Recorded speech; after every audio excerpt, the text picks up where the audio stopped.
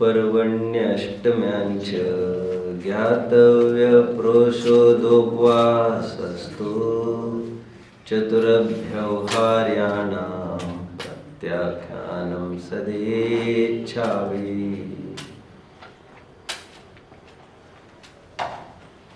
मोक्षार्थियों, राजा के तो रोज की ही दिवाली होती है। 365 दिन की दीपावली, सभी दिन एक सरीके, हाथ की सभी उंगलियां घी में। गरीब के 365 दिन में से एक दिन दीपावली मनाने की कोशिश करता है।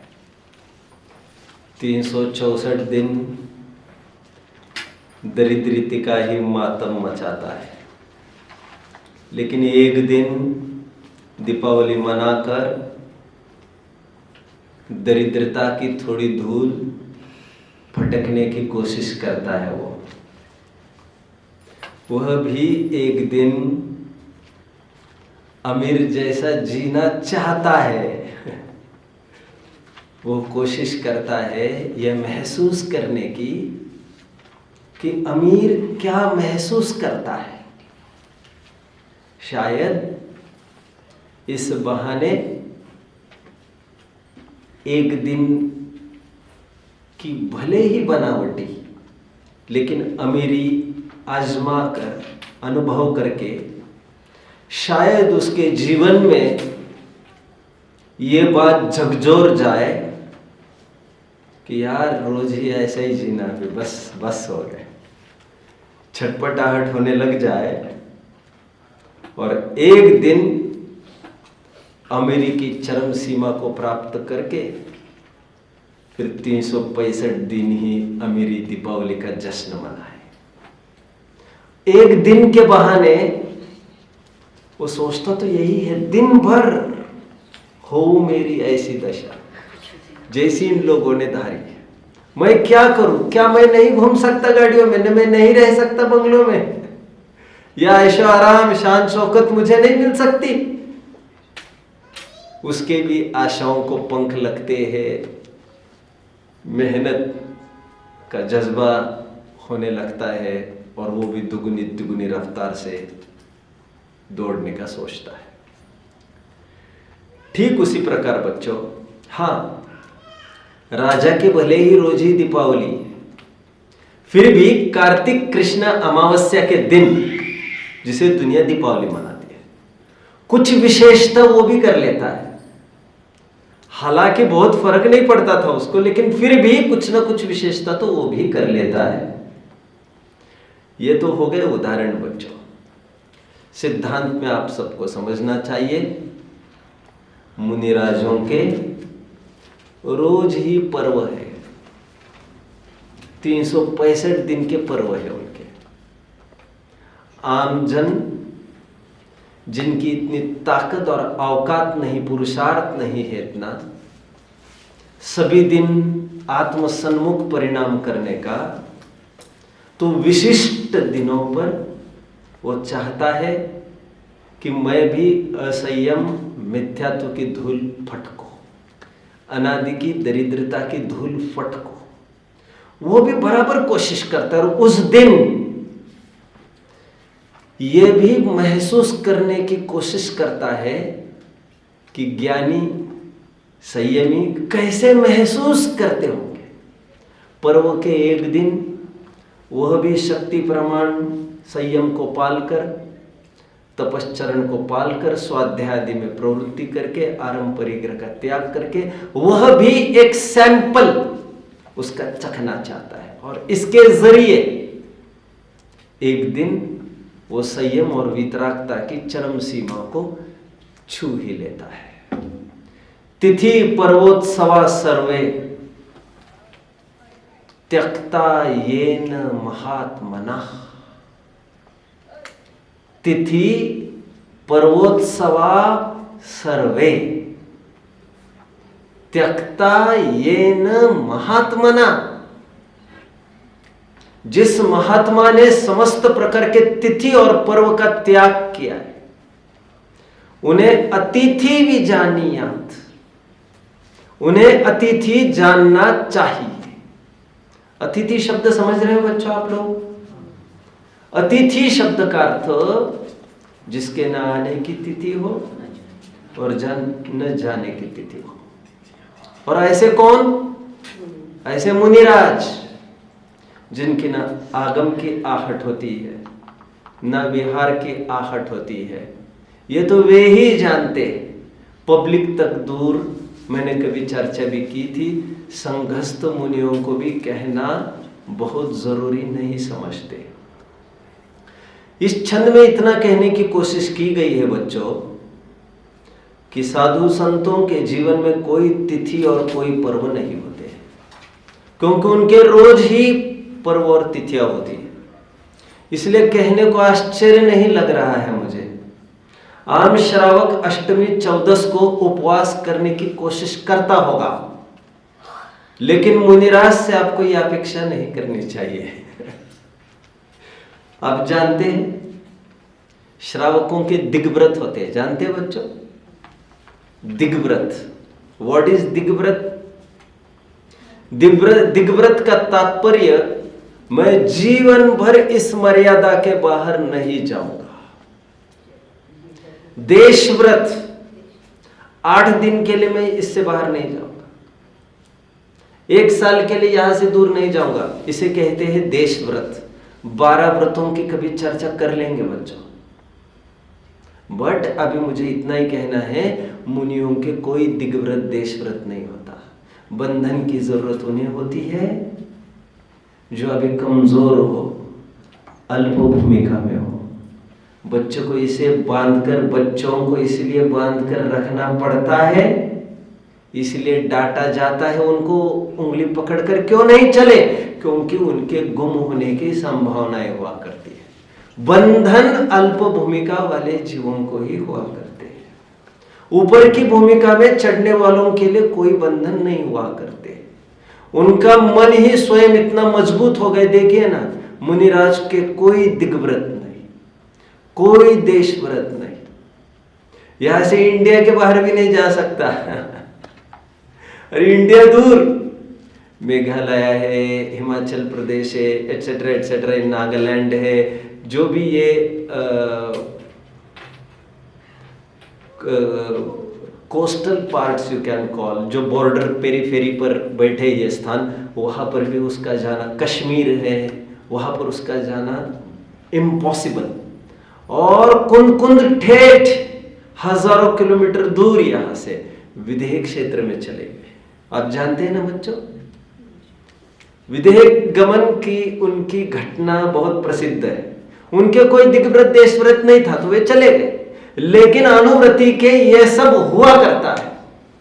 और थोड़े दिन पहले मैंने कहा भी था, इसलिए देव दर्शन का नियम गृहस्थों के है, मुनियों के कोई नियम नहीं है। नियम उन्हीं के होते हैं बच्चों जिनकी हालत कमजोर होती है। पर्टिकुलर स्थान में हाथ उन्हीं को रखना है जिनकी हड्डी टूट गई है, जिनकी हड्डी मजबूत हो गई है, वे कहीं भी हाथ हिलाते रहे। बाइंडिंग कमजोर वालों को, जो मजबूत है उनके लिए कोई रूल्स रेगुलेशंस नहीं हुआ करते।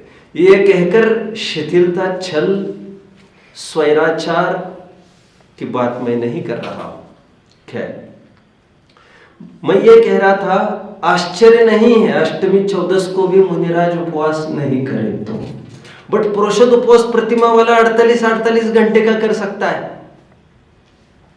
आगे हाँ, ये बात जरूर है कि वे भी कुछ अधिकता करते हैं, पर्व आने पर उनको भी भावना होती है। तो अष्टानिकाओं में, 10 लक्षणों में मुनिराज स्वाध्याय नहीं करते हैं।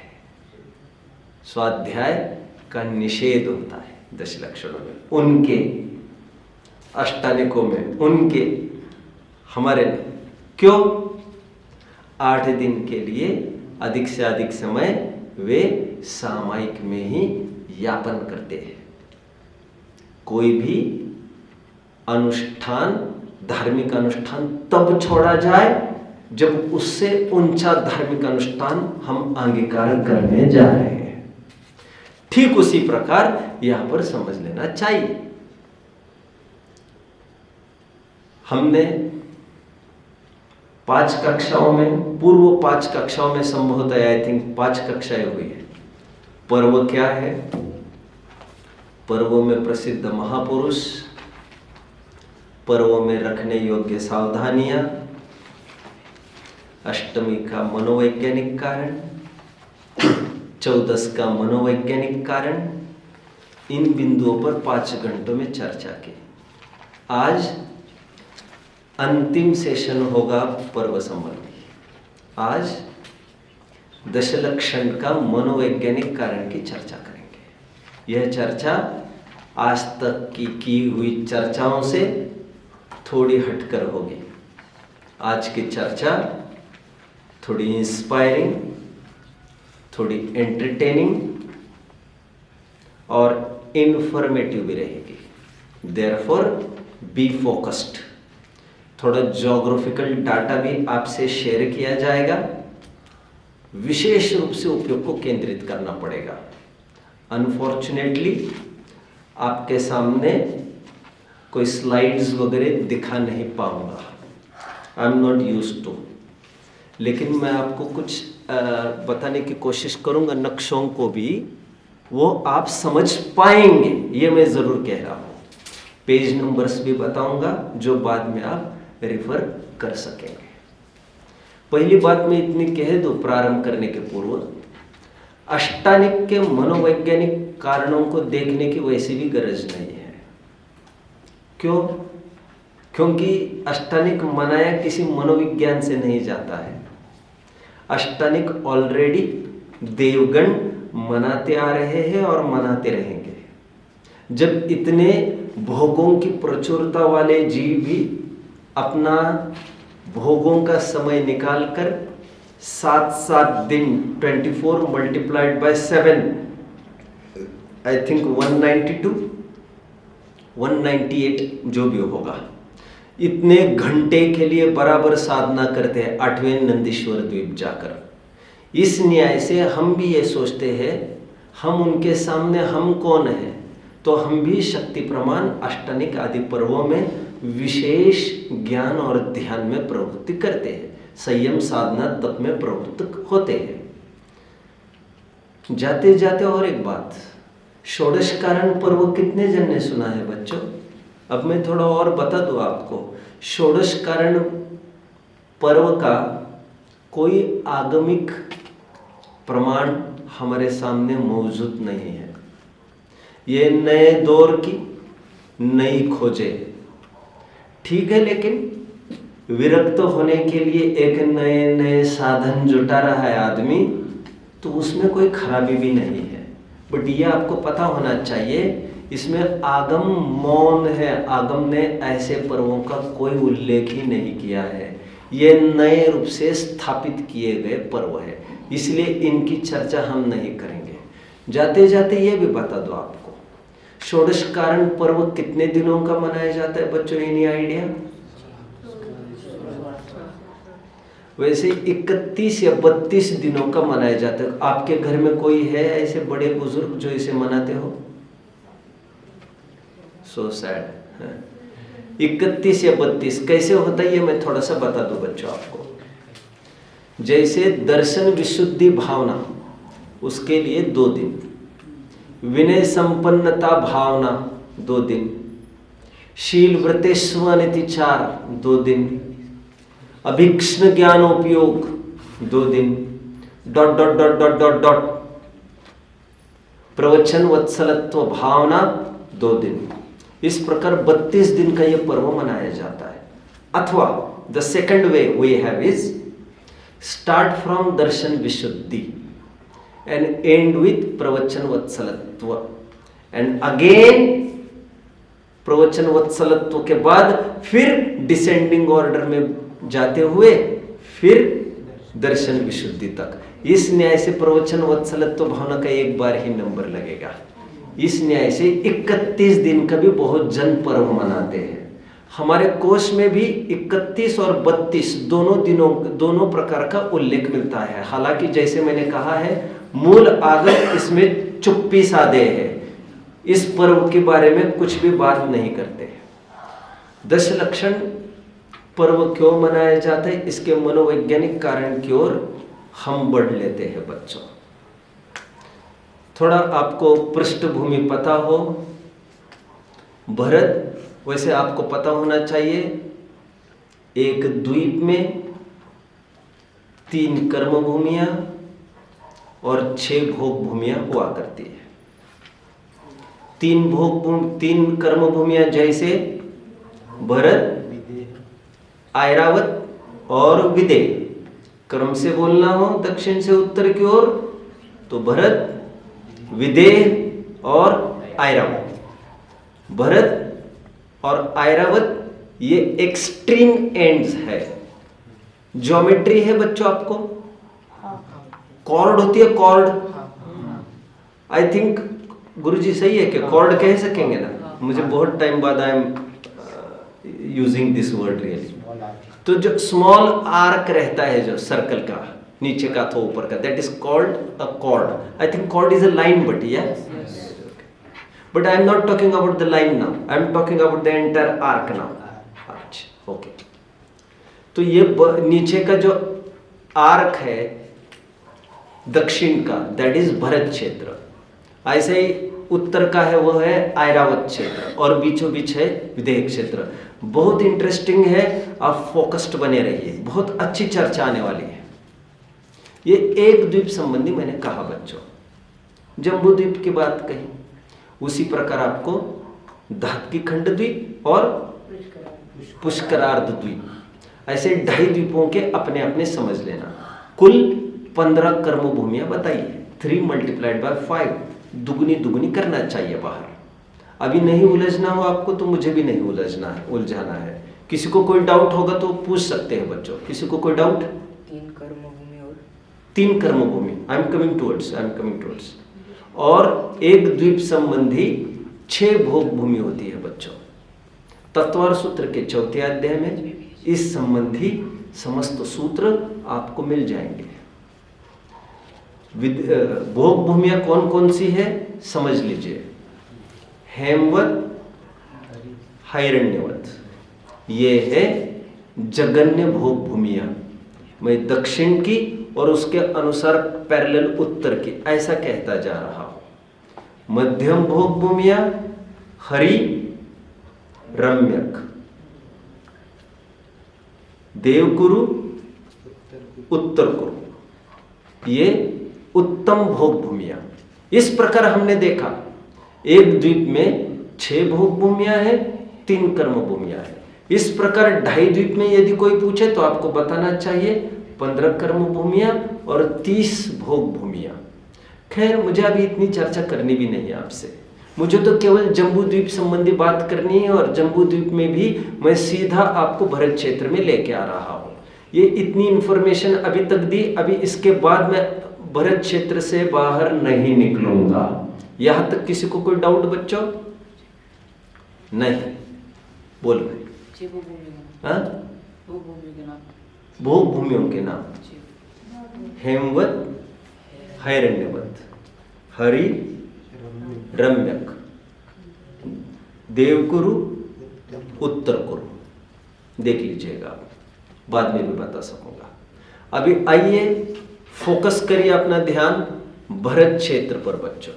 मैं भरत क्षेत्र पर कहता जाऊंगा, ऐसे 5 भरत में समझ लेना और 5 ऐरावत में भी ऊपर समझ लेना। इस भरत के और ऐरावत क्षेत्र की खासियत है बच्चों, इसमें काल परिवर्तन होता है। अन्य कहीं भी काल परिवर्तन नहीं होता। ज्योग्राफिकल डाटा आएगा आज, टोटली ज्योग्राफिकल। क्या कहा मैंने? जो काल परिवर्तन की बात है, जो षटकाल परिवर्तन होता है, उत्सर्पिणी और अवसर्पिणी के 6 काल की बात आती है। ऐसे काल का चेंज केवल भरत और ऐरावत क्षेत्र में हुआ करता है, ना ही भोग भूमि में, क्योंकि ये 6 भोग भूमियां स्थायी भोग भूमियां हैं और विदेह क्षेत्र स्थायी कर्म भूमि है। तो यहां पर कुछ भी चेंज नहीं होता, केवल यह दोनों पर। वन मोर थिंग, भरत क्षेत्र में भी 6 खंड है बच्चों। ऐसे ही आप 10 क्षेत्र में लगा लेना, 5 भरत और 5 ऐरावत। 8वीं वाले कितने जन थोड़ा थोड़ा समझ रहे हैं? आप समझ रहे हो थोड़ा बहुत? शाबाश, ट्राई टू अंडरस्टैंड। और पूछ सकते हैं आप कुछ नहीं समझा तो। एक क्षेत्र 6 खंड में विभाजित है बच्चों, 5 म्लेच्छ और 1 आर्यखंड। अभी जो आर्क हमने लिया है, आर्च कहते हो, आर्क कहते हो, जो भी आपने जो उतना टुकड़ा लिया है सर्कल का भरत क्षेत्र के रूप में, उस भरत क्षेत्र में बच्चों, भरत क्षेत्र को जम्बू द्वीप को चारों तरफ से घेर कर गोलाकार एक लवण समुद्र है, ये भी आप जानते हो, राइट? इसीलिए जो नीचे का जो गोल है भरत क्षेत्र, इस भरत क्षेत्र के नीचे से भी सब तरफ से लवण समुद्र गया है। लवण समुद्र की तरफ का हिस्सा, अभी एक काम करना है आपको, जो भरत क्षेत्र है ना, भरत क्षेत्र, उसके 6 खंड में बता रहा हूं। इसके कैसे 6 खंड बनेंगे मैं थोड़ा बताता हूं आपको। ऊपर 3 खंड बनाने और नीचे 3 खंड बनाने। ऊपर के 3 खंड तीनों म्लेच्छ, धीरे धीरे पता चलेगा, और नीचे के लेफ्ट एंड राइट तो म्लेच्छ और बीचों बीच होगा आर्यखंड। तो मोर प्रिसाइजली टू स्पीक ना, स्पेसिफाई करूं यदि, तो पूरा भरत और पूरा ऐरावत में काल परिवर्तन नहीं होता बच्चों। म्लेच्छ खंड में काल परिवर्तन होता ही नहीं। म्लेच्छ खंड की स्थिति सदा काल चतुर्थ कालवत ही हुआ करती है। क्या कहा बच्चों मैंने? म्लेच्छ खंड की स्थिति निरंतर चतुर्थ कालवत ही बनी रहती है। मैंने यह कब कहा? वहां से जीव मुक्त होते रहते, मैंने यह कहा भी नहीं। किस अपेक्षा से चतुर्थ कालवत होती रहती मैं थोड़ी देर में आपको बता दूंगा। लेकिन यह बात खरी है, म्लेच्छ खंड में काल परिवर्तन नहीं रहता, एक समान काल रहता है, चतुर्थ काल ही वहां निरंतर बना रहता है म्लेच्छ खंड में। इसका मतलब यह हुआ केवल आर्य खंडों की हम बात कर रहे हैं, और आर्य खंड में 6 काल में निरंतर 6 कालों का परिवर्तन पाया जाता है। वह 6 काल किस प्रकार पाए जाते हैं? सुखमा सुखमा उत्तम भोग भूमि, सुखमा मध्यम भोग भूमि, सुखमा दुखमा जगन्य भोग भूमि, दुखमा सुखमा कर्म भूमि कहते हैं उसको। एक तो दुखमा काल, जिस काल में अब हम हैं, और एक दुखमा काल। ये मैंने जो क्रम आपको बताया, ये अच्छे से बुरे की तरफ हम बढ़ गए हैं। आप देख पा रहे होंगे सुखमा से दुखमा की ओर बढ़ रहे हैं। कंडीशंस वर्स होती जा रही है, इसीलिए इस साइकिल को कहते हैं अवसर्पिणी। और उत्सर्पिणी में ऐसा उल्टा आपको समझना चाहिए, प्रोग्रेसिव स्टेट में दुखमा से लेकर सुखमा तक, दुखमा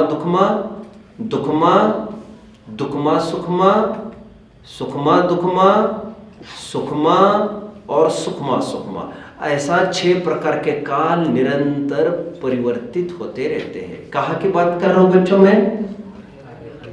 आर्य खंडों की।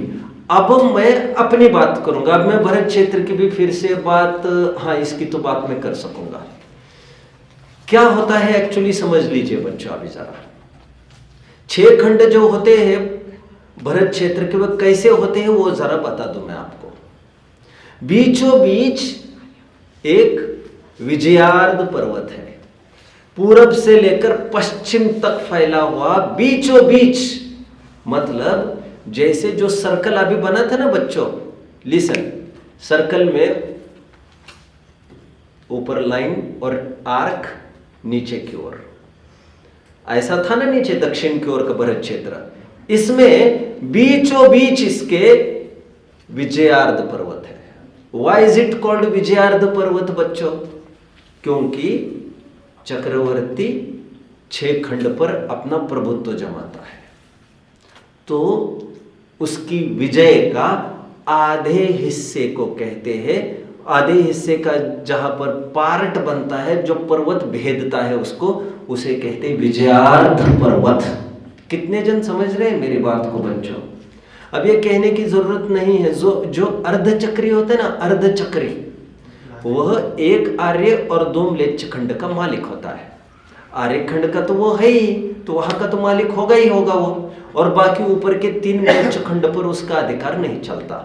मुझे अभी इतना ही कहना है, इस पूरे भरत क्षेत्र को बीचों बीच विभाजित करने वाला एक पर्वत होता है और उसे कहते हैं विजयार्ध पर्वत। उसे विजयार्ध पर्वत क्यों कहते हैं? क्योंकि विजय का जितना हिस्सा है, दिग्विजय का जितना हिस्सा है चक्रवर्ती का, उसका बिल्कुल आधो आध गया हुआ वो पर्वत है। Therefore it is termed as Vijayardha पर्वत।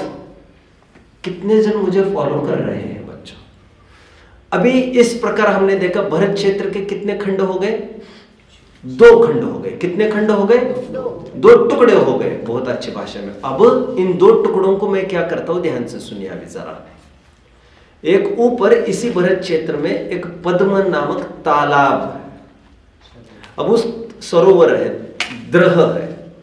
ये सब चौथे अध्याय में आपको सॉरी ये सब तीसरे अध्याय में तत्व और सूत्र के मिल जाएगा।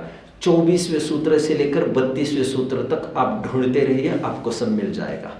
अभी आपके पास है नहीं ना, मेरे पास इतना समय। क्या कहा मैंने? इस तालाब में से 2 नदियां निकलती है बच्चों। सुनिए जरा, मेरी तरफ ध्यान दीजिए सभी। अभी तक हम semi circle is a nice word वैसे, बट सेमी सर्कल उसे कहते हैं जिसमें आधो आधो। बट मैं आधे की बात नहीं कर रहा हूं अभी। I am talking about that कि one which is crescent shape type, okay, arc के। अभी उस आर्क में पहले तो हमने 2 हिस्से बनाए, इससे 2 भाग हो गए। लेकिन इस 2 भाग के भी फिर हमने क्या किया? ये तो हॉरिजॉन्टली किया था, अभी वर्टिकली सेंटर में एक करते तो 4 टुकड़े हो जाते। कितने जन समझ रहे हैं? राइट। अभी हम बिल्कुल सेंटर में न करके सेंटर का पार्ट वैसे ही छोड़ दो और थोड़ा सेंटर के भी इस तरफ आइए थोड़ा, और सेंटर के इस तरफ, ऐसे आड़ी ऊपर से नीचे तक, ऐसा 2 लाइंस। कहने का तात्पर्य, पूरब से गंगा नदी बहती है, पश्चिम से सिंधु नदी बहती है।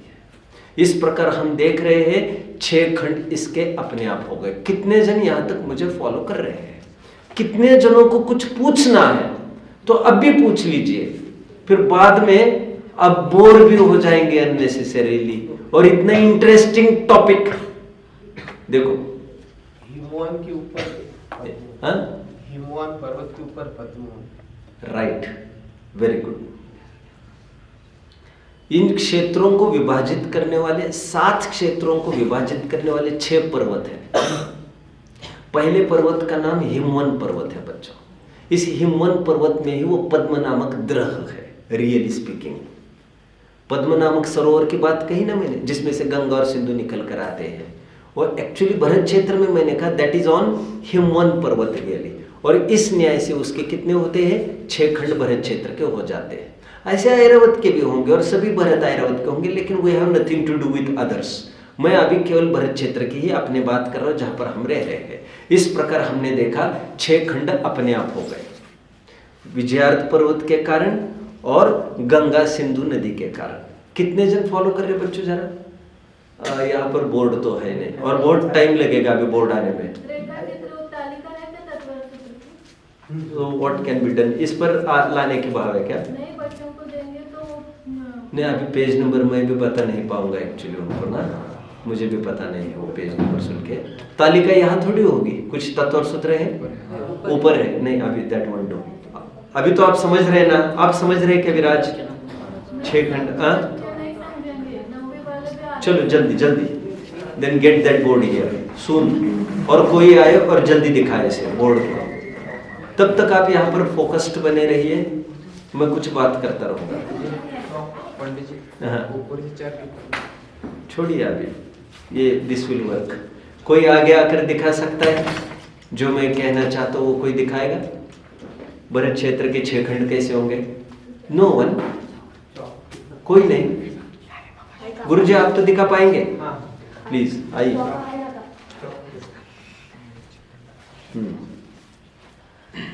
जल्दी देखिए, सो दैट स्विफ्टली आगे बढ़ना है।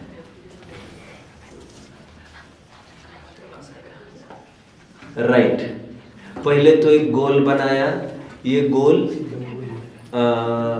जम्बू द्वीप है, बीचों बीच सुमेरु पर्वत को दिखाया गया है और ये टॉप व्यू है। और ये पहला पर्वत है हिमवन नाम का पर्वत, और हिमवन पर्वत के नीचे ये जो है ये पूरा भरत क्षेत्र है बच्चों, ये भरत क्षेत्र है। भरत क्षेत्र को बीचों बीच डिवाइड करने वाला एक लाइन खींचे, विजयार्थ पर्वत दिखाइए बच्चों को। सॉरी दैट इज अच्छा, आपने उसी को विजयार्थ पर्वत किया है क्या? ये विजयार्थ पर्वत है। अभी आप थोड़ा सा दूसरे प्रकार का डिजाइन बनाते तो दैट वुड हैव वर्कड, तो बच्चों को समझ में आएगा। जिगजैग बनाइए। देखो बच्चों, ये जो दिखाया जा रहा है वो विजयार्थ पर्वत दिखाया जा रहा है। जिगजैग देख रहे हैं आप? एंड वो बराबर आधो-आध डिवाइड कर रहे हैं किसे? भरत क्षेत्र को। आप देख पा रहे हैं? देयरफॉर दैट इज कॉल्ड विजयार्थ पर्वत। बहुत कभी मैं साइंस बताऊंगा इसका आपको, कैसे कैसे नाम पड़े हैं। देखो लिसन, जम्बू द्वीप क्यों कहते जानते हैं आप? फिर कभी इसकी खूब तसल्ली से चर्चा करूंगा, क्योंकि इसके बीचों बीच सुमेरु पर्वत के पास एक जामुन का पेड़ है, जामड़ाचं झाड है। Therefore this is called Jambu Dvipa. Dhataki खंड क्यों कहते जानते हो? उसके बीचों बीच धातकी का पेड़ है। धातकी मतलब आंवले का। बहुत सरल है, बहुत सरल है, ये साइंस है, इसमें रटना कुछ नहीं है बच्चों, मैं इतना जरूर कहूंगा। चलिए, अभी बाय 2 किया हमने भरत क्षेत्र को। अभी एक गंगा नदी निकालिए और एक सिंधु निकालिए। देखिए बच्चों प्लीज, हाँ देखो ये गंगा और ये सिंधु, और ये टर्मिनेट होती है लवण समुद्र में, इसका पानी चला जाता है पूरा। आप देख पा रहे हैं बच्चे 6 खंड कैसे हो गए? कितने जन फॉलो कर रहे हैं? अभी आर्यखंड को जरा मार्क करके दिखाना। ये आर्यखंड को मार्क करके दिखाया, फॉलो कर रहे हैं बच्चों अभी? और इसको घेरे हुए पांचों म्लेच्छ खंड है और नीचे से लवण समुद्र जा रहा है। नीचे लवण समुद्र दिखाइए, ठीक है। अरे वो बॉर्डर के, हाँ ऐसा, ये बाहर पूरा घेरे हुए लवण समुद्र। सब समझ रहे हैं बच्चों?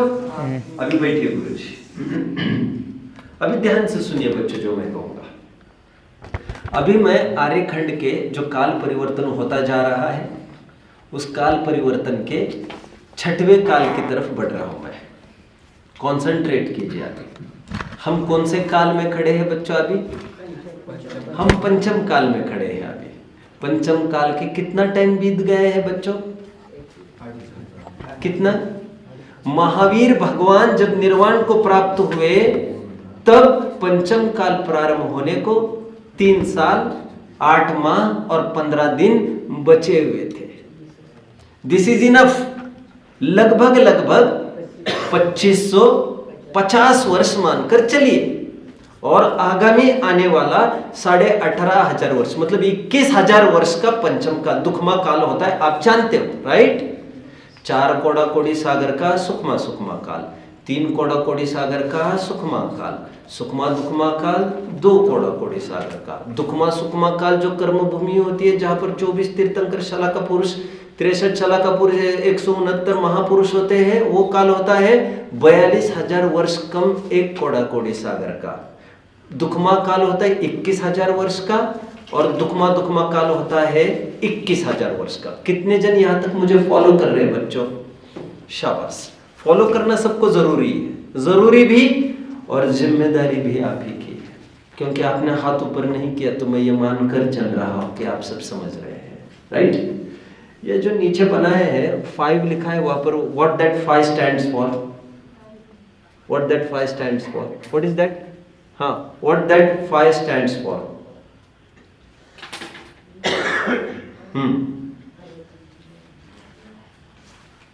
Don't waste your time. बोलो विराज। शाबाश शाबाश शाबाश शाबाश शाबाश शाबाश। Oh great great great guy, very great. चलिए, आई थिंक आप भी पहली बार सुन रहे होंगे ये सब, ठीक है? कि पहले कभी सुना है? नहीं, ठीक है, बहुत अच्छा। आप जरा बच्चों सामने आइए, यहाँ पर मेरे सामने, इनके पीछे आइए आप, ताकि मुझे याद रहे। आपको बिठाना भी है, जरूरी नहीं याद भी रहेगा, अभी समझ लीजिए। अभी देखिए भरत क्षेत्र में आकर खड़े होइए, और भरत क्षेत्र में पंचम काल 21,500 साल 1000 वर्ष बाद चला जाएगा। अब 6वें काल की तरफ आइए। छठवें काल को खत्म होने के 49 दिन बचे हैं, ये कल्पना करिए। और अब चालू होगा आज से प्रलय काल। क्या? प्रलय काल। जो हिंदुओं में ये मान्यता है कि प्रलय करता है सृष्टि का, महेश सृष्टि का प्रलय करता है, ऐसी जो मान्यता है, प्रलय का कंसेप्ट हम जैनी भी मानते हैं। बट सृष्टि मतलब एंटायर सृष्टि नहीं, केवल आर्य खंड का कौन सा हिस्से की, हाँ आर्य खंड जो मैं बात कर रहा हूँ अभी, उसमें भी कौन सा काल चल रहा है? जो छठवां काल चलेगा, छठवें काल के समापन में 21,000 वर्ष पूर्ण होने के होंगे, उसके 49 दिन पहले आओ। और आज से चालू होता है प्रलय, सब कुछ तहस नहस और नष्ट होना चालू होता है। यहाँ पर आज का दिन होता है, अभी आपको ये तिथि विशेष ध्यान रखनी है, ज्येष्ठ कृष्ण 11। आज से तहस नहस चालू होती है, break down starts, downfall starts. ज्येष्ठ कृष्ण 11 क्या होता है एक्चुअली, मैं थोड़ा बताता हूं बच्चों आपको। ये 49 दिन का महाप्रलयकारी काल आता है। इसमें क्या होता है, पहले 7 दिन तो भयंकर संवर्तक नाम की वर्षा होती है। संवर्तक नाम की तेज वायु बहने लगती है, और वो वायु इतनी खतरनाक होती है और 7 दिन तक बहती है, रात दिन इतनी खतरनाक होती है। पहाड़, पेड़, जो कुछ है, जमीन, सब कुछ चूर्ण चूर्ण होने लगता है। 7 दिन में सब कुछ चूर्ण हो जाता है, और जितने भी जीव है वहां पर, अधिकांश जीव मर जाते हैं। थोड़े बहुत जितने जीव बचे हैं, वे जीव बेहोश हो जाते हैं। बहुत काउंटेबल ही बेहोश होते हैं, मैक्सिमम जीव तो वही मर जाते हैं। अभी 7 दिन होने को होते हैं, जितने में जो बेहोश हो गए थे जीव, उसमें से कुछ कुछ जीव होश में आ जाते हैं। जैसे ही ये होश में आते हैं बच्चों, कुछ कुछ जन फिगर में देखिए, ये जो विजयार्ध पर्वत है, इस विजयार्ध पर्वत में एक्चुअली ना, इमेजिन वन मोर थिंग बच्चों, इस विजयार्ध पर्वत को आप इमेजिन करिए एक ब्लॉक जैसा। पहले वन मोर थिंग टू से, ये जो भरत क्षेत्र है, ये आपको पता होना चाहिए, 526 6/19 योजन है। 526 6/19 इंटीजर। ये किसका माप बताया बच्चों मैंने? हाँ, भरत क्षेत्र का। Very right. 526 6/19 6/19 6/19। नाउ भरत क्षेत्र पूरा जम्बू द्वीप 1 लाख योजन का है, एंड जम्बू द्वीप भरत क्षेत्र अथवा भरत क्षेत्र जम्बू द्वीप के 190th पार्ट है। यह सब तत्व और सूत्र के 3रे अध्याय में सूत्र बैठे हैं। 190th पार्ट, 190वां हिस्सा इस जम्बू द्वीप का ये भरत क्षेत्र है जो दिख रहा है आपको। ऑफ कोर्स वायरव क्षेत्र भी इतना ही हिस्सा होगा, लेकिन we have nothing to do that right now. अभी ये जो हिस्सा है नीचे का, इसमें आपको एक काम करना है। 526 6/19 बोला ना, इसमें बीचों बीच जो विजयार्ध पर्वत है वो 50 योजन का है। ऊपर का कितना हिस्सा होगा बच्चों, और नीचे का कितना हिस्सा होगा, जल्दी बताइए मुझे, जल्दी जल्दी, सून सून सून। ऑफ कोर्स ये सिमेट्रिकल फिगर होने से समान ही फिगर्स होगी। ऊपर का कितना हिस्सा और नीचे का, जल्दी सून। नहीं, 238 3/19 योजन ऊपर का हिस्सा, विजयार्ध पर्वत के ऊपर का हिस्सा भरत क्षेत्र का ऊपरी पार्ट, विजयार्थ पर्वत के ऊपरी पार्ट, और विजयार्थ पर्वत का निचला पार्ट भरत क्षेत्र का 238 3/19 योजन। जल्दी टोटल करके मुझे बता देना सही हो रहा है क्या अपना। एक हाथ जन कोई हाथ ऊपर करके बता देना फटाफट। खड़े रहने वालों में से कौन समझ रहा है जो मैं कह रहा हूं? कोई समझ रहा है? और ये जो संवेद है ना, इसको तो समझने की भावना ही नहीं रहती है। ये तो बैठता भी है, इसके नोट्स देखेंगे तो कुछ भी नहीं मिलेगी। क्लास चालू हुई पहले मिनट से ही स्टार्टेड प्लेइंग विथ पेन। ये यश ये चलो कहाँ तक आए बच्चों? कहाँ तक आए? हाँ, टोटल कितने जनों से बन रही है जरा मुझे कंफर्मेशन दे देना जल्दी जल्दी जल्दी। चलो मैं आगे बढ़ लेता हूँ आगे। हाँ, 526 6/19 बन रहा है। हाउ?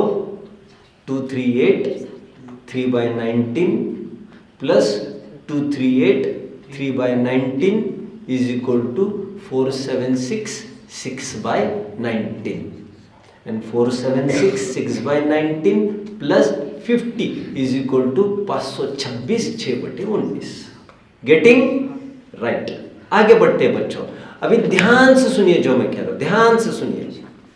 ये हमने बनाया तो है विजयार्थ पर्वत, बट आप देख पा रहे होंगे नदियां भी जा रही है, तो आपको एक डाउट आ रहा होगा, नदियां जाती है तो ये तो ब्लॉक हो जाएगी विजयार्थ पर्वत से। किसको ये डाउट उत्पन्न हो रहा है अथवा होना चाहिए था? इसे कितने जन को लग रहा है?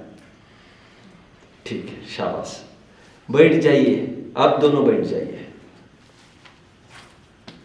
आपको कुछ प्रश्न पूछूंगा, घबराने की जरूरत नहीं, आपको भी बैठने का चांस दे दूंगा, है ना, बहुत जल्द। अब ये जो विजयार्थ पर्वत है ना बच्चों, ये विजयार्थ पर्वत is nothing but this is also a range of hills, range of hills.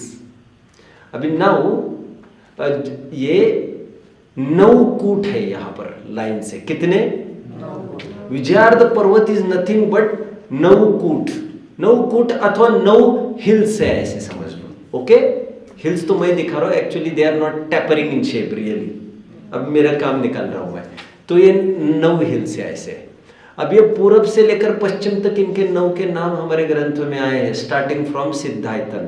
But तीसरे नंबर का है, दैट इज कॉल्ड खंड प्रपात कूट। What is that called? Design करिए, फटाफट डिजाइन करिए जो मैं कह रहा हूं, मुझे डिजाइन देखना है किसी का। और राइट साइड मतलब पूरब, लेफ्ट साइड मतलब पश्चिम, राइट से थर्ड का नाम है खंड प्रपात कूट, लेफ्ट से थर्ड का नाम है तिमिश्र कूट। अब now this is well placed. ये जो प्लेस्ड है विजयार्थ पर्वत, ये ऐसा प्लेस्ड है, समझ लीजिए। पहले फिगर बनाकर मुझे कोई दिखाइए तो फिर मैं आगे बढ़ूंगा। जल्दी जल्दी जल्दी जल्दी। खड़े रहे वाला दिखाएगा तो और अच्छा, उनको फिर कभी नहीं बिठाऊंगा, साल भर में कभी भी नहीं बिठाऊंगा, आप कहेंगे तो भी नहीं। यह ऑफर केवल आज के लिए ही है।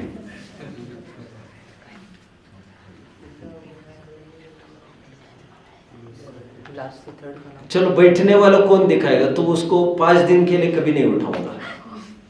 जल्दी दिखाएगा कभी कोई फिगर? दिखाएगा कोई फिगर? देखो लिसन आ गया। विजयार्थ पर्वत वो नथिंग बट 9 कूट है, 9 हिल्स।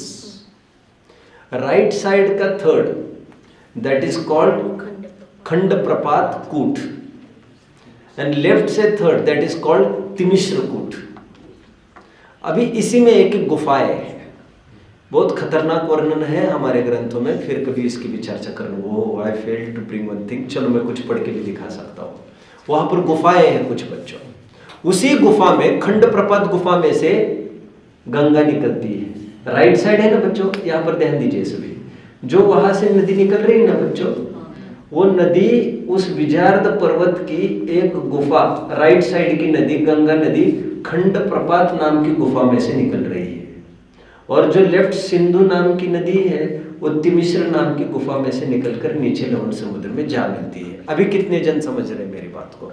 बहुत अमेजिंग और बहुत इंटरेस्टिंग फैक्ट है जो मैं शेयर करने वाला हूँ, लेकिन पहले आपको ज्योग्राफिकल डाटा तो शेयर करूँ, तभी तो मैं फैक्ट बताऊँ आपको। अभी होता क्या है समझ लीजिए। वैसे इन गुफाओं के दरवाजे होते हैं, इन दरवाजों को कोई भी खोलने की कोशिश करता है ना, एक्चुअली चक्रवर्ती भी जब जीतने आता है ना 6 खंड, तो इन गुफाओं से गुजरता है। और हर एक की लायकात नहीं होती गुफाओं से गुजरने की, क्योंकि गुफा खोलने के बाद, दरवाजा खोलने के बाद, और साधारण हथियार से भी खुलते नहीं हैं ये दरवाजे। ये दरवाजे खुलने के बाद 6 महीने तक भभकती आग और लपटे आती रहती, वहां से कोई भी पास नहीं कर सकता। तो ग्रंथों में प्रश्न भी आया है। अभी मैं पहले बात कह दूं। अभी तो होता क्या है, ये गुफाएं हैं बच्चों यहाँ पर। अब जब मैं एक चीज का वर्णन कर रहा था, संवर्तक नाम की तेज वायु स्वाय स्वाय स्वाय बहने लगती है, और इस कदर की होती है लगभग सब मर जाते हैं यहाँ के लोग। थोड़े बहुत रहते वो बेहोश हो जाते हैं, लेकिन 2, 4, 5 दिन में कोई होश संभाल लेता है, तो वो होश में आ जाते हैं। अब जैसे ही होश में आते हैं, कुछ जीव, पशु या तिर्यंच, संगी पंचेंद्रिय पशु, 1 इंद्रिय 2 इंद्रिय कीड़ा मकोड़े का काम ही नहीं है अभी वहां पर। संगी पंचेंद्रिय तिर्यंच अथवा मनुष्य, वे स्वयं उठते हैं और डेरिंग करके, साहस करके, आश्रय के स्थान में ढूंढते हुए वे इस गुफा में जाते हैं। दोनों गुफाओं में, इन गुफाओं में कुछ बिल है जहां पर सुरक्षित रहा जा सकता है। For mean while, for time being, not for ever, और उनको भी टाइम ही निकालना है। एंड इस गंगा और नदी, जो नदियां दिख रही है, इसके तट पर भी कुछ बिल है। मतलब 2 चांसेस होते हैं उनको, या तो इन गुफाओं में जाकर छिपते हैं, या तो नदी की वेदी में जहां पर बिल है वहां पर जाकर छिप जाते हैं।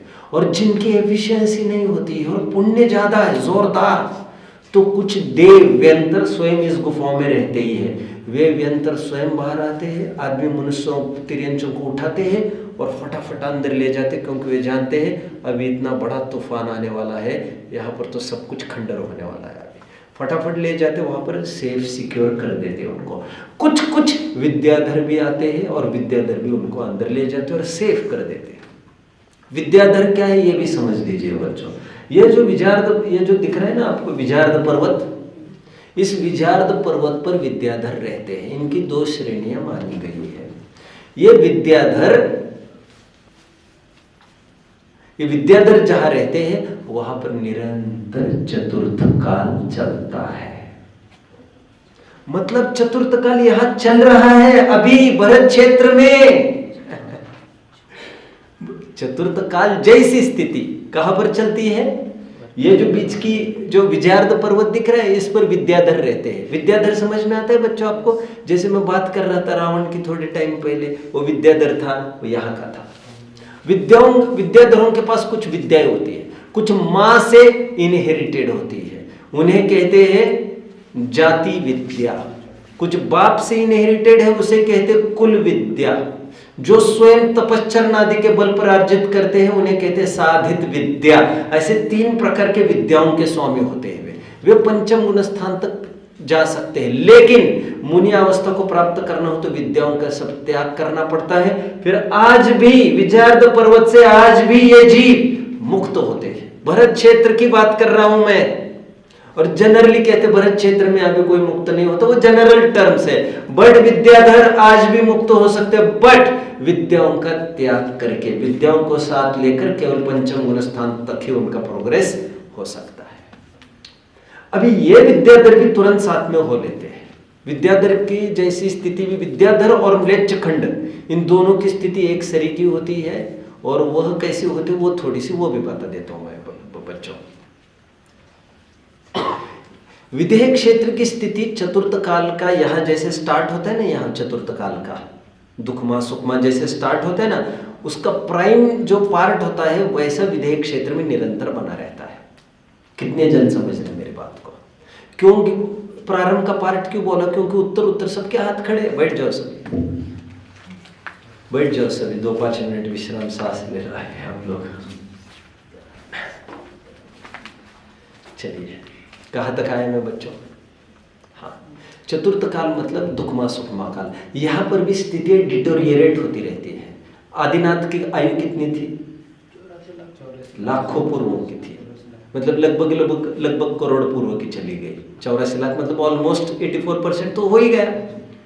84% कोटि पूर्व हो गया, लगभग इतनी है। और महावीर की आयु कहाँ तक आकर सिमट गई? 72 years, which is nothing, negligible. अवगाहना कितनी थी आदिनाथ की? 500 धनुष। महावीर की कितनी थी? 7 फुटिया। कितना? क्या हो गया? कुछ भी तो नहीं। मतलब यहां पर भी चौथे काल में भी रिग्रेस होता जाता है। रिग्रेस समझ में? तो what is regress? Regress is a word opposite to progress. उन्नति अवनति, प्रोग्रेस रिग्रेस। ये रिग्रेस चौथा काल मतलब कोई सभी एक सरी का काल नहीं होता। यहाँ पर वो विदेह में होता है, सब एक सरी का ही काल होता है, उसमें चढ़ा उतार नहीं होते। इसलिए आपने सुना है विदेह क्षेत्र के सभी तीर्थंकर 1 कोटि पूर्व वाले, सभी तीर्थंकर 500 धनुष वाले। हीन अधिकपना वहां पर नहीं हुआ करता कभी। एक डेफिनेट स्पैन में ही पानी बरसेगा, डेफिनेट स्पैन में ही सब कुछ होता है। वहां पर अल्टरेशन, असेंडिंग डिसेंडिंग पर डिसऑर्डर कभी भी नहीं होता। कितने जन फॉलो कर रहे हैं? चतुर्थ काल के स्टार्ट जैसा होता है विदेह क्षेत्र का, उतना ही पैच वैसे ही कंटिन्यू रहता है। अब यहाँ पर क्या होता है समझिए बच्चों, जैसे पहले 3 काल यहाँ पर चल रहे हैं, सुखमा सुखमा, सुखमा और सुखमा दुखमा। जब तक अवसर पिणी के 3 काल यहाँ पर चल रहे हैं, तब तक विद्याधरों के जो आयु है वहाँ पर, विद्याधर और म्लेच्छों की, वो आयु 1 कोटि पूर्व और अवगाहना 500 धनुष हुआ करती वहाँ पर। फिर जैसे यहाँ का चतुर्थ काल चालू होता है, जैसे यह डिसेंडिंग होता है, वैसे वहाँ पर डिसेंडिंग होने लगता है। मतलब चतुर्थ काल वत जो स्थिति विद्याधरों की और म्लेच्छ खंड की कही है, वो घटती बढ़ती वाली चतुर्थ काल जैसी कही है। कितने जन फॉलो कर रहे हैं बच्चों मुझे? राइट।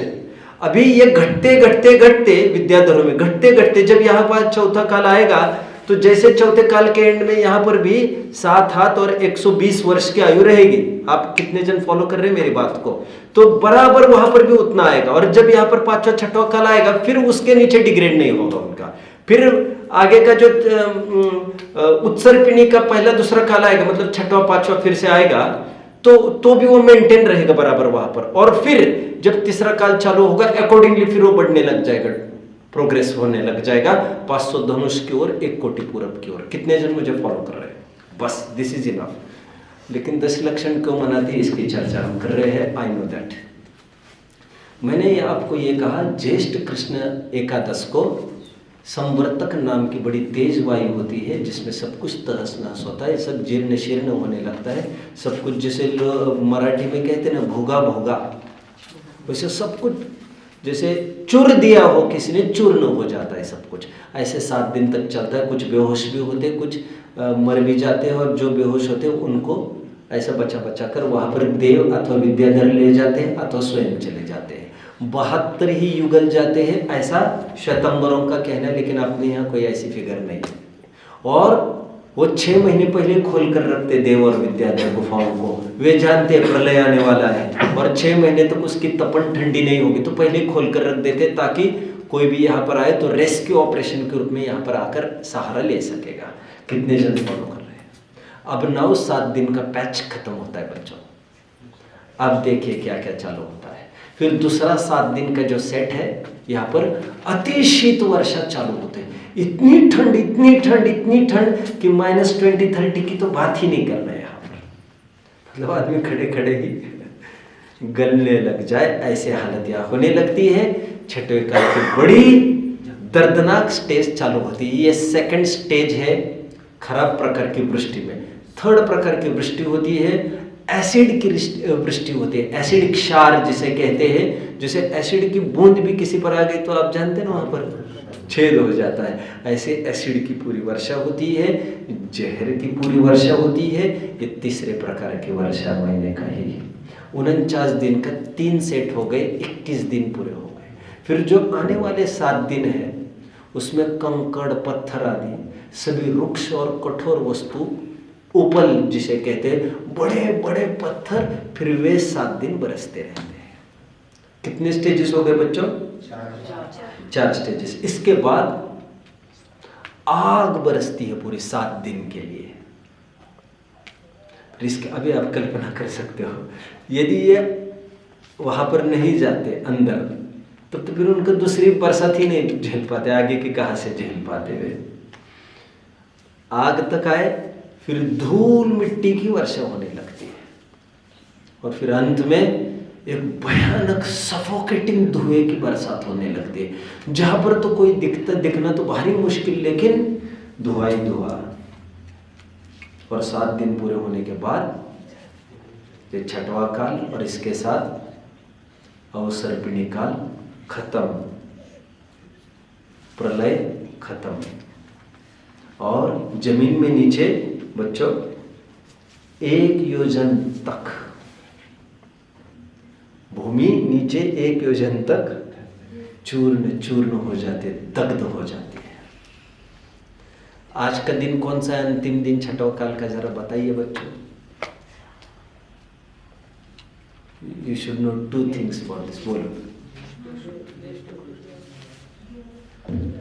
ज्येष्ठ कृष्ण 11 से लेकर 49 दिन आगे बढ़िए जल्दी फटाफट। आज का दिन है आषाढ़ शुक्ल पूनम। Not getting. ज्येष्ठ कृष्ण एकादश। 1 महीना आगे बढ़ो, आषाढ़ कृष्ण एकादश। 15 दिन और आगे बढ़ो, आषाढ़ शुक्ल एकादश। और 4 दिन बढ़ो, आषाढ़ शुक्ल पूनम। अभी कितने जन समझ रहे हैं मुझे? मैंने इतना खोल खाल कर दिखाया आपको। ज्येष्ठ के बाद आषाढ़, पहले कृष्ण पक्ष आता है बच्चों, और फिर शुक्ल पक्ष आता है, ये आपको पता होना चाहिए। 1 महीने में कितने पक्ष होते हैं? हाँ क्या? 20 या 25? फिर से सोच कर बोलो।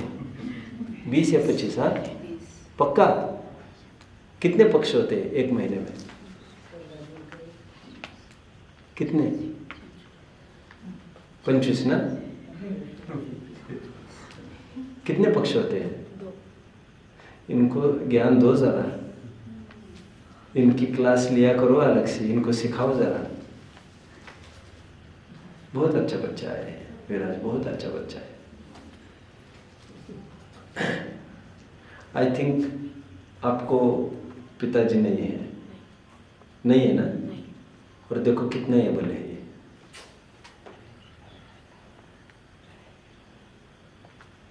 आपके तो दोनों रोएंगे। क्या करो? आप जानते लाल बहादुर शास्त्री के पिताजी नहीं थे, वो छोटी उम्र में ही नहीं थे। और वो काफ़ी सारी बातें, अभी चलो बहुत टाइम लगेगा मुझे अपना पूरा करना भी, टाइम इज फ्लाइंग अवे। चलो कहाँ तक आए?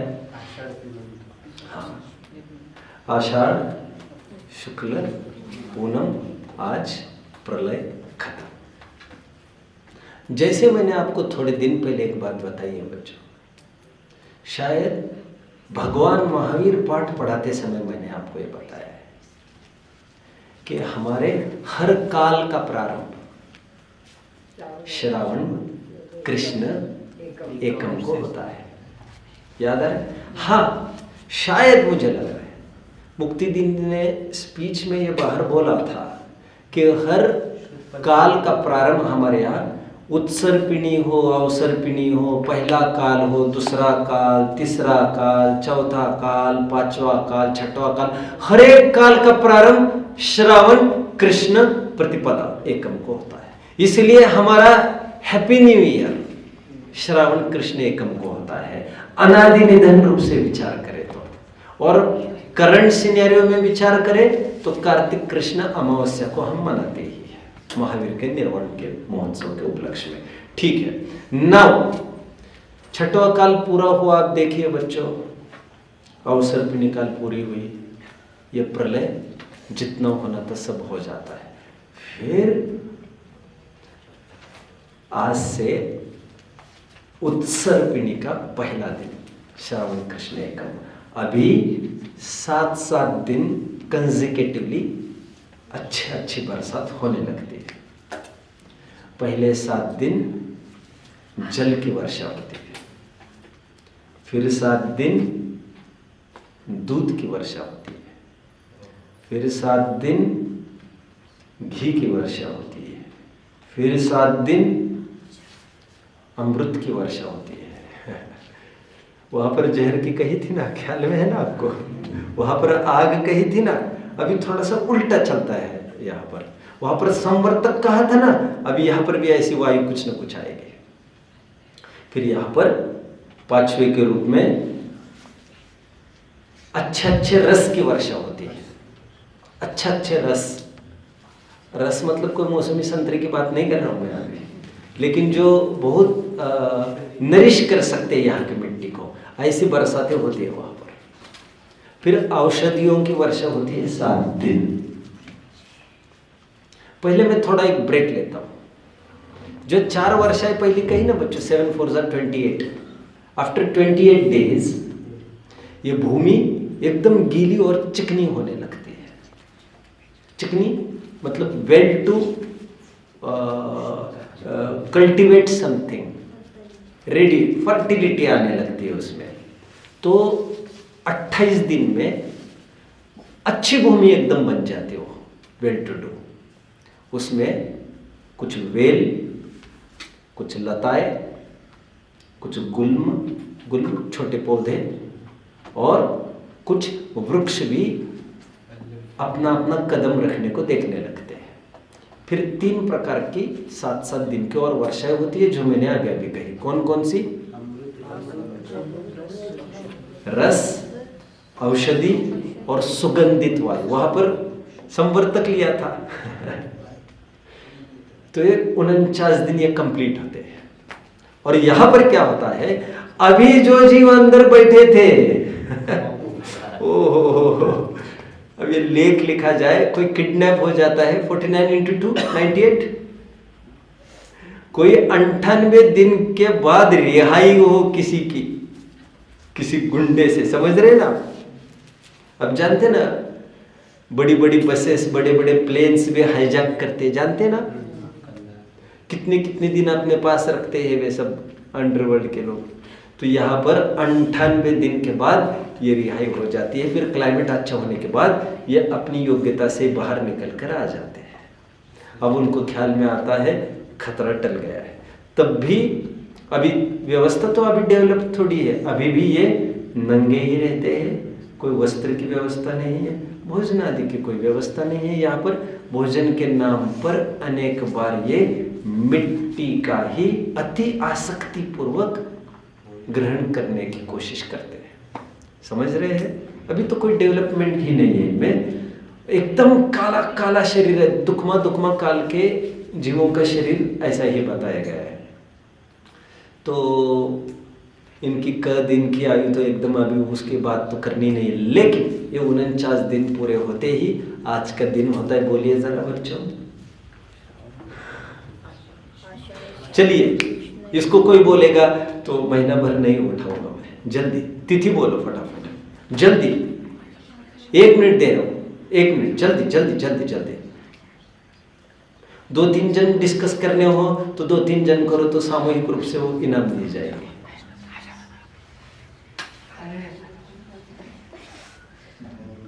अरिहंत क्या कर रहे हैं? बोलिए जरा, कोई बोलेगा तिथि? बोलो। श्रावण कृष्ण एकम से 49 दिन आगे कितने हो गए बच्चों? भाद्रपद शुक्ल पंचमी। क्या विशेषता है इसकी? इस दिन दशलक्षण प्रारब्ध। लेकिन आपको समझना चाहिए जो आज हमने चर्चा की दशलक्षण के मनोवैज्ञानिक कारण की, वो कथनचित ही घटित होती है। क्यों? क्योंकि हमने तो एक दशलक्षण की बात की, जबकि दशलक्षण 3 बार आते हैं साल में। माघ और चैत्र में भी दशलक्षण आता है, समझ रहे ना?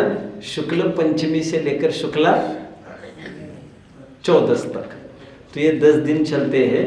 तो फिर हमने तो केवल भादों की ही चर्चा की है। हो सकता है इसीलिए भाद्रपद की मनाने का ज़्यादा प्रचलन चल पड़ा हो। तो यहाँ पर जब काल अच्छा, ये मनोवैज्ञानिक कारण बताए जा रहे हैं, इसीलिए दशलक्षण मनाए जाते हैं, ऐसा नहीं कह रहा हूँ मैं।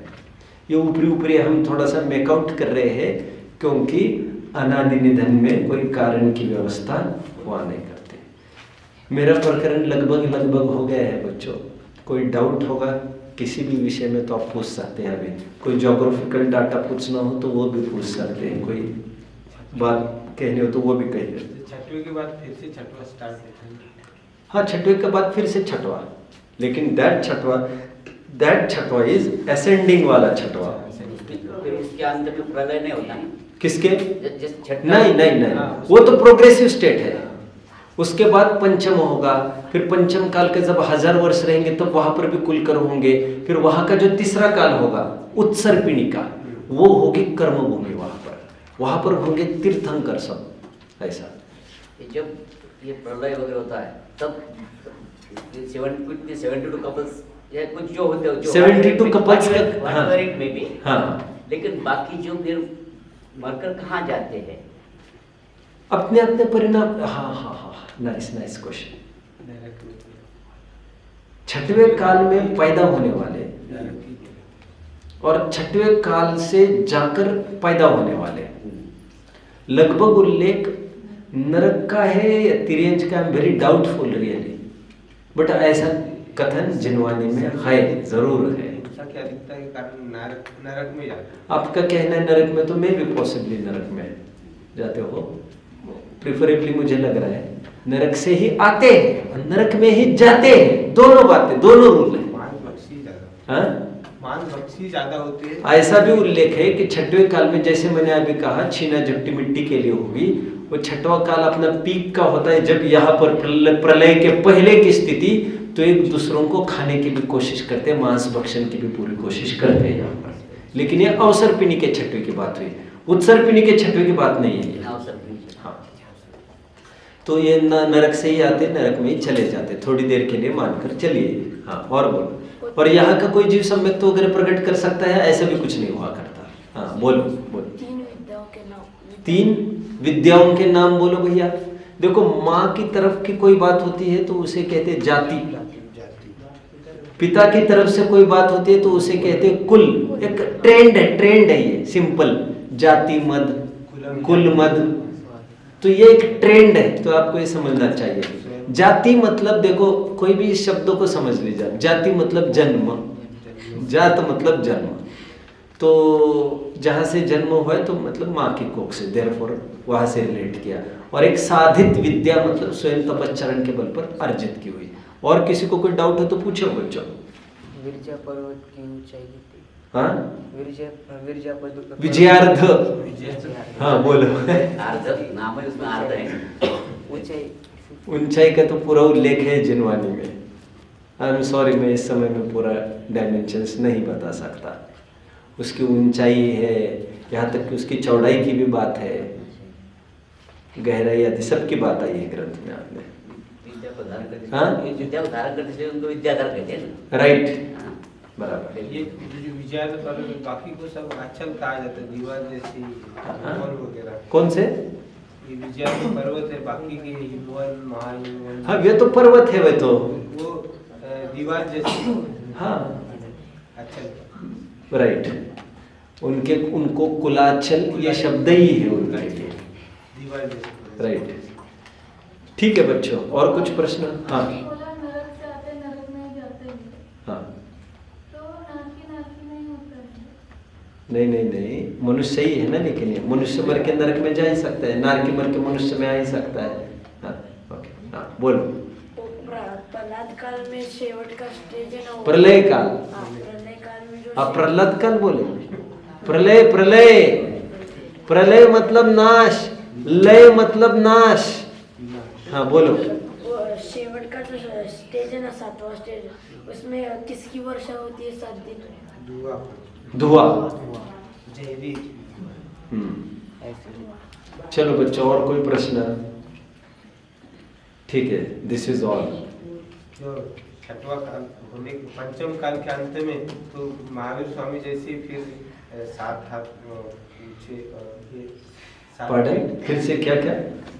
पांचवा काल जब अंत होने वाला है, चतुर्थ लगने वाला है, तो महावीर स्वामी जैसी आयु और राइट, फिर से वहां चलोगे। जैसे कहा जाता है ना 84,000 वर्ष बाद जो महापद्म होंगे उनकी आयु भी लगभग 72 होने वाली है। इन दैट वे रेफरेंस थोड़ा मैं बता दूं बच्चों, जो जिनको रिक्वायर्ड है, ये तत्वार सार मेरे अभी टेबल पर आ जाकर कोई देखता तो पागल हो जाता। मैंने 25-30 पुस्तकें खोल रखी थी और मैं सब पेज नंबर्स भी आपको खोल के दिखा सकता हूँ चाहो तो। मैंने लाया है आपके लिए। तत्वार सार है एक, चेतन दास जी की टीका। इसका भाग 1 पेज नंबर 372 रिफर किया है, 370 रिफर किया है, 439 रिफर किया है, फिर मैंने रिफर किया है और काफ़ी कुछ रिफर किया है।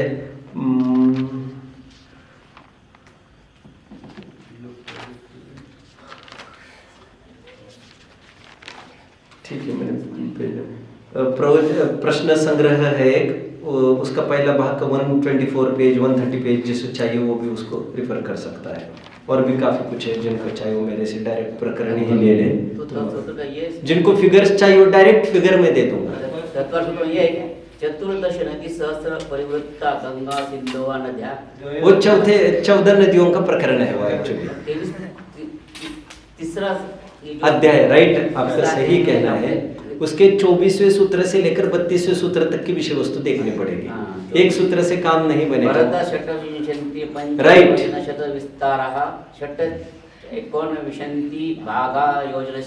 राइट, ये आज इसकी चर्चा आपने की। 190वां पार्ट है अपना भरत क्षेत्र जम्मू द्वीप से। ठीक है बच्चों, और कोई डाउट? अब वैसे ही थोड़ा आपको बता कर रख देता हूँ। शायद कमिंग संडे संस्कार कक्षा हो ना हो मैं जानता नहीं हूँ, दशलक्षण क्या आने का होगा। उसके बाद 2 सेशंस मैं लूँगा, वो बहुत ही बेहतरीन और अपने आप में अद्भुत होंगे।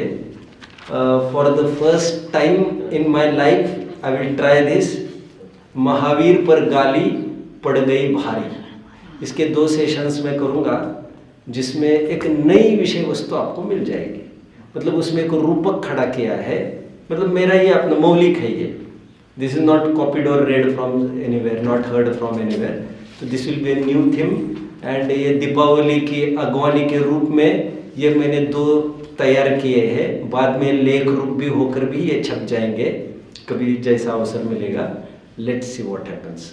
तो शॉर्टली कमिंग के रूप में I have declared what I am going to serve you. Okay, चलो।